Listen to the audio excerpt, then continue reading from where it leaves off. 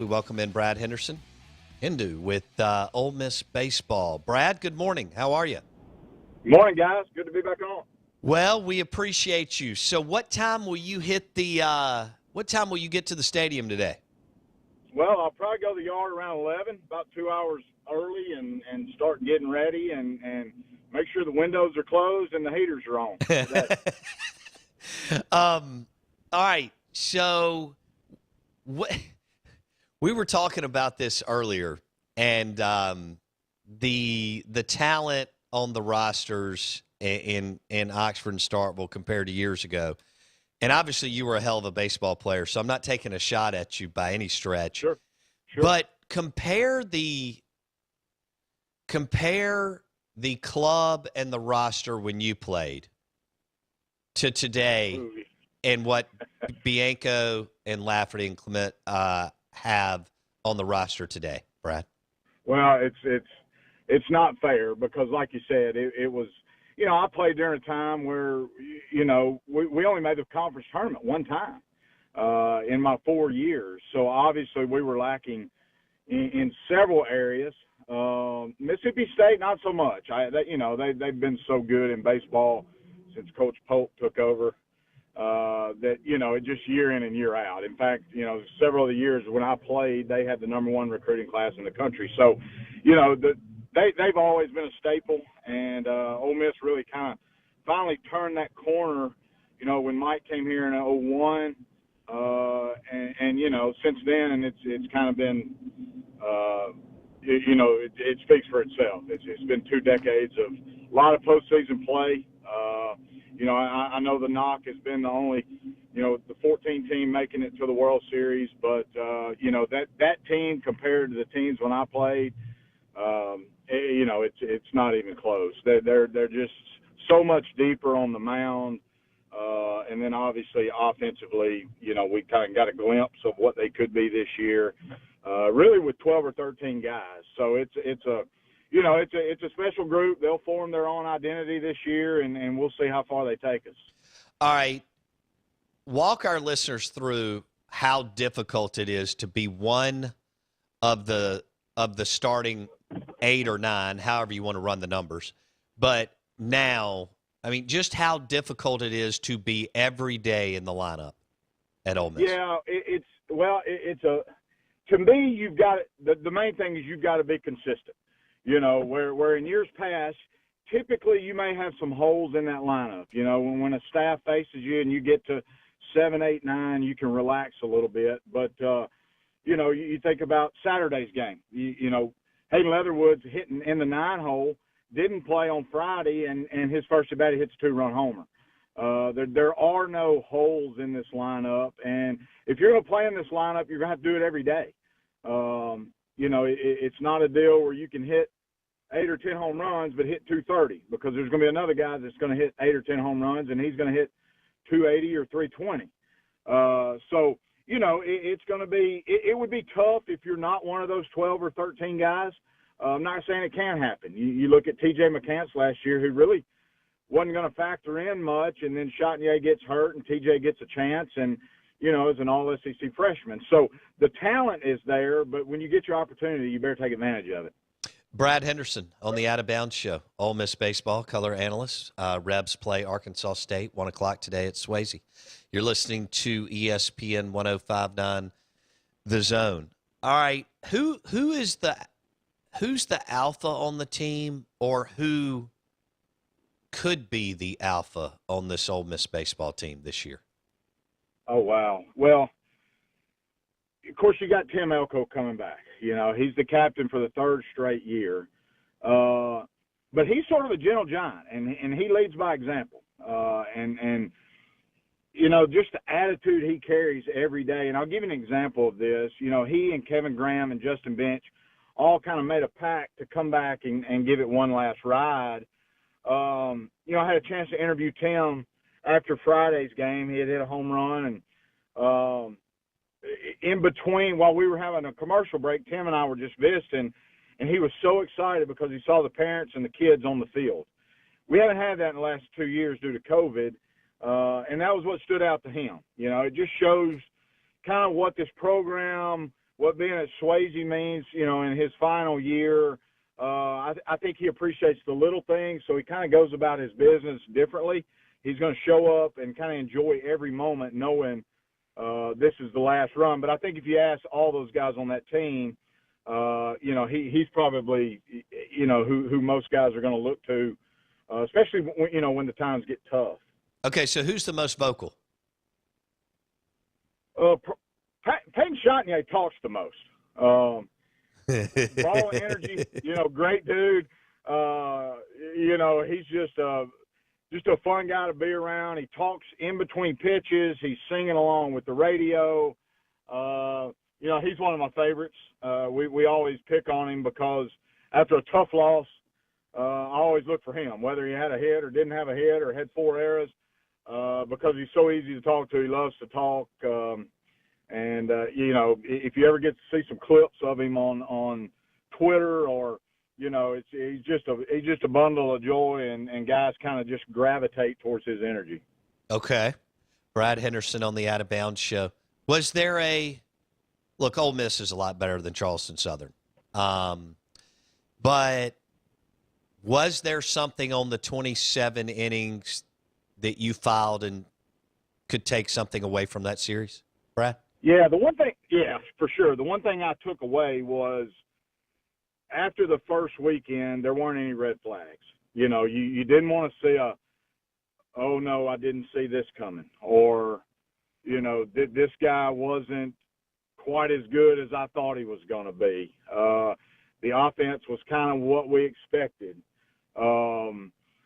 Yes, that you kind of walked away.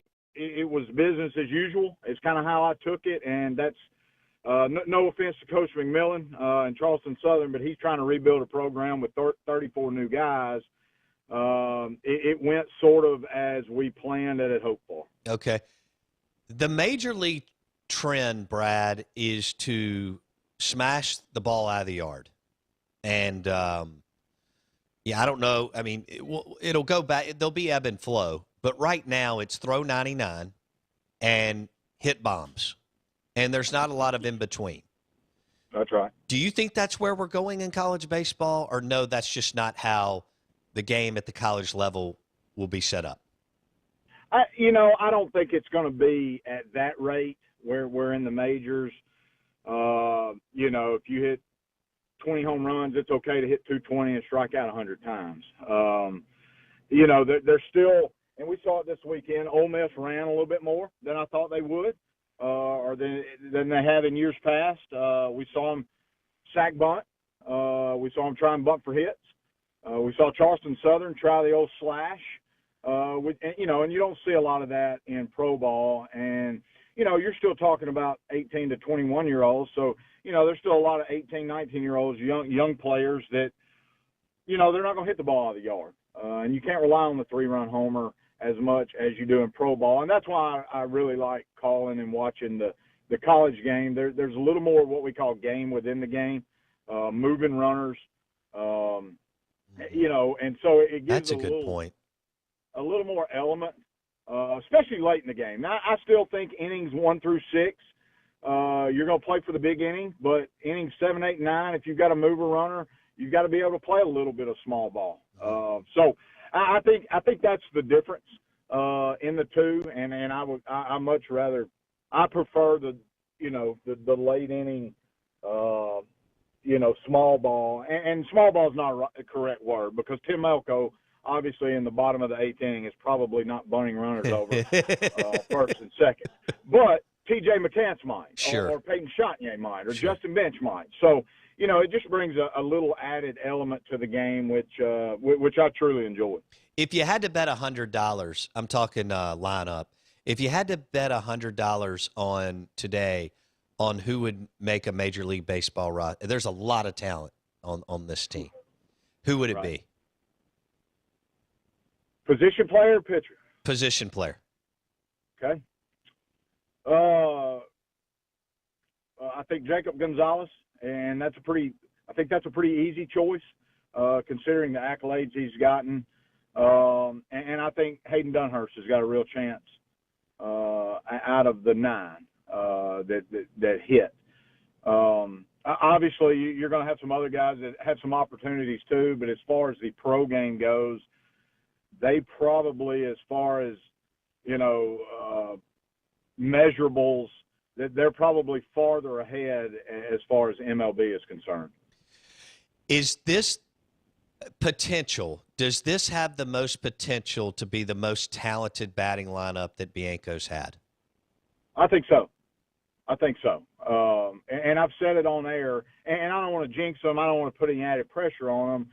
But when you bring 8 of the 9 guys back, I think it's got the potential to be the best offensive team that's come through Ole Miss. And that's probably saying a lot, but, you're returning a team that was in the top 2 in the conference last year in most every offensive category. And then you throw in the fact that Elko's healthy, and he was a huge piece of that last year. I don't see how they can't be. Now, again, you got to stay healthy. But like I said, there's 12 guys competing for those 9 spots, and on any given day, that they can all hurt you. As the talent level goes up a notch this weekend against Virginia Commonwealth, VCU, what are you looking for? Consistency. Some of these younger guys, especially the arms, getting their feet wet. We saw some guys last weekend, Hunter Elliott, freshman, Riley Maddox, Mason Nichols. They got a taste of it. And, it's different when you turn the lights on for the first time. The nerves are there. They're going to be there. But then when that talent level you're playing against is elevated too, that you're going to have those nerves again. So I just want those guys to continue to be consistent, stay in the moment, and even your John Gaddis and Washburns and those guys as well, because this is a new stage for them. So, yeah, the talent level is going to tick up this weekend with Virginia Commonwealth. I think it'll tick up today as we face Arkansas State. But just staying in the moment, not trying to do too much. So hopefully, when we go to UCF next weekend and then we start to enter into conference play, those guys feel comfortable and feel confident. So you get to go to Orlando in a week and a half. Yes.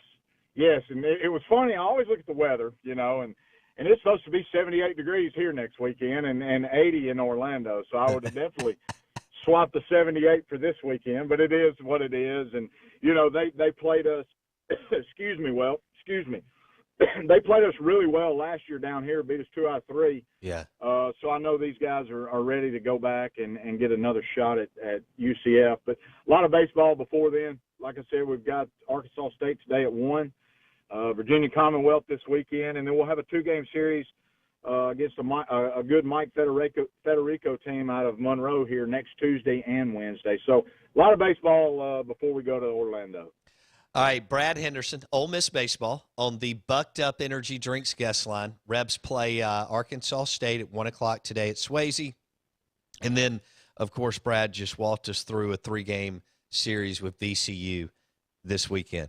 Brad, I was in Starkville last weekend, and I will say this. Long Beach State can play. They got some ball players out west. And it's so funny, the way that the game is played in different regions of the country. And I know winning's winning. You got to do what you got to do. But, boy, they came in with some punch and some fight. I ran into their athletic director on Friday night at dinner, and he said that they were actually ticked at being ranked 22nd in the country and came in with a chip on their shoulder. So you never know, right, with what you're facing weekend to weekend. You don't. Well, and that's a storied program, that they're in it year in and year out. So you knew it was going to be a matter of just who played a little bit better. And you see how well Sims threw on Friday, and, they just couldn't get that big hit. They got one hit. So it shows you how good Long Beach really is. And I keep up with Mississippi State quite a bit. I've got to say this.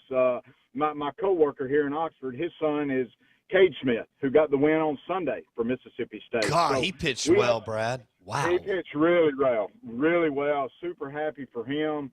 But his dad and I, Jason, we get to talk a lot of baseball every day. So I I stay in tune with Mississippi State, but you know as well as I do, you know, they're going to be there in the end. There's just too much talent on that team. And, you know, they need some of those younger players to get some innings under their belt. When you talk about, you know, Hunter Hines and Kellum Clark, who was hurt some last year, you know, so they're going to be there in the end. They've got a quality club. Chris Lamonis does a fantastic job. But, you know, what a matchup opening weekend, you know. Yeah. I mean, it was packed down there. It was packed at Swayze. So it's just good to have baseball back in Mississippi. Did you ever imagine in 1999 when you were playing ball that Ole Miss would draw well over 30,000 on a February weekend, non-conference against a Charleston Southern level opponent?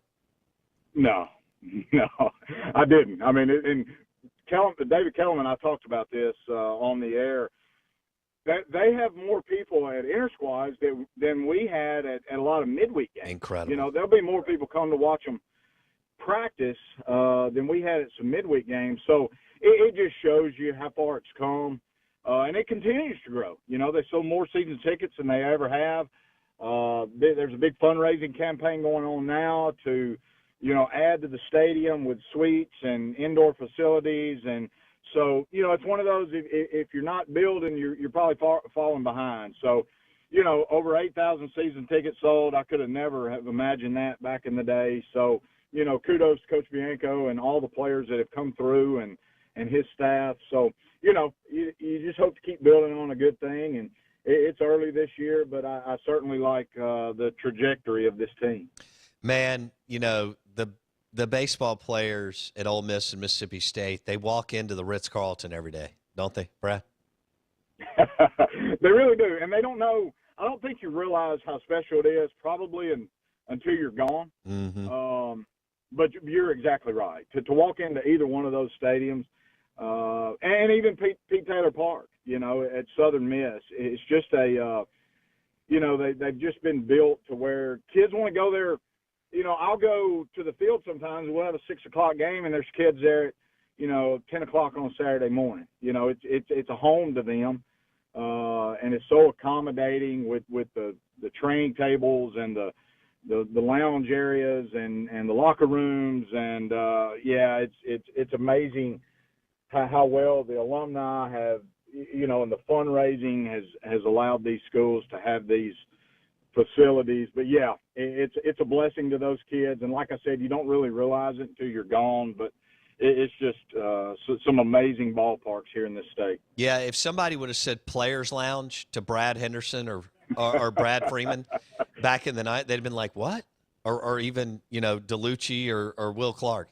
Players Lounge with gaming systems and unlimited Gatorade and snacks. Well, I will say we did have a lounge. We had a little bitty lounge. It was about a 12 by 12 room with a little bitty couch in it and a TV. So imagine 38 guys trying to get into that one room to watch the one TV. But it is what it is. You know, back then it was more about let's play cards or yes. You know, just rib on each other during pregame until we go out and take BP. So, you know, you made it work. It was you know, a special time in our lives, you know, it was one that we'll never take for granted or you know, forget. So, you know, these kids have it a little better, but it is what it is. And, you know, at the end of the day, it's about trying to win a college baseball games. No doubt. Brad Henderson, Ole Miss Baseball on the Out of Bounds Show. Thanks, Brad. Hopefully we'll catch up when you get back from Orlando. You bet, Bo. Appreciate it. Brad Henderson, Ole Miss baseball color analyst. He's going to be busy today. 3-game series against Virginia Commonwealth, couple of games against La Monroe. Then they jump on a plane, I guess, on a Thursday in a week and a half, and they'll go down to Orlando and take on Central Florida in what is hopefully sunny Orlando. And as Brad said, 80 degrees down there. I'm going to be in Orlando in a couple of weeks. I'm looking forward to that, too. We're live in the Bank Plus studio. The Out of Bounds Show, ESPN 105.9 The Zone, is brought to you by Eye Care Professionals, Dr. Kurt Jeffries. So if you need LASIK or cataract surgery, you know where to go. Eye Care Professionals, Dr. Kurt Jeffries, Eye Care Professionals, 2 locations on Lakeland Drive, 1 in Jackson, Flowood, Belmead, Dr. Kurt Jeffries, and Eye Care Professionals. Blake Mania with me. I'm your host, Bo Bounds. Good interview there with Brad Henderson. You know what I took from that interview with Brad Henderson? and I think it's a pretty obvious takeaway that probably everyone took from that interview or this weekend. Ole Miss is going to smash the baseball. It's all going to be about replacing the 150-plus innings from Hoagland and Nikhazy. Yeah. You know, Nikhazy was the best pitcher in college baseball last year. If they can, and that includes Leiter, Kumar, and others. He was amazing. If they can replace that with moderate level, like I expect Ole Miss to be a top 4 runs per game team in the SEC. Yeah, which is going to give you a chance to win a lot of games. Right. It's going to be about, can you just limit what other teams do against you? It'll be interesting to watch. Does Mississippi State have enough pop in their lineup? Not proven experience production. So this quarter They have potential. All right. So the quarter. So you mentioned Ole Miss with the pop. It's and Graham and there. Elko and all these guys. They hit like 12 home runs over the weekend. Yeah. It was insane. I mean, it was just yanking the ball out of the ballpark. Yeah. State's got 4 total. I think Ole Miss is like at 12 through 3 games. Yeah, it's insane. So it's early. I'm not asking if they do, period. Do they have enough to develop, is my point, over the next 30 games? You know, I think it'll be something fun to track as far as will they have enough pop in the lineup, like you said, because Lamona said it looks like we're flipping somewhat to an offensive-driven league this year, and we were more pitching last year. And so knowing what some of the teams have, Quarter, what is he going to do? Will Cumbus be able to do what people want him to do? He's got pop, but he still struggles mightily with anything off speed. Yeah, inconsistent. And then what do you think about right field? And then my question there is, it really falls on 2 guys, Cam James at third and Logan Tanner at catcher. There's only 2 bats in the lineup that you know anything about. Because Quarter looks like he's a baller. And my Hines guys told me he was, and I had parents told me that if Quarter can do what he's supposed to do, then he's got filthy talent and he can rake. My question to you, Blake, is Luke Hancock's going to get on base, and that's great. But if you're looking for pop, where does it fall? And if Cumbus, for some reason, is not quite there yet, and his baseball is still 2 to 3 years ahead of him, do Cam James and Logan Tanner have enough? And if you've got Cam James in the leadoff position, then where does that all go? How does that all fit and look? I guess over the next about 20 games when you try to figure out what you got. 25 games. Maybe. Hour number 3 coming up. Out of Bounds, ESPN 105.9.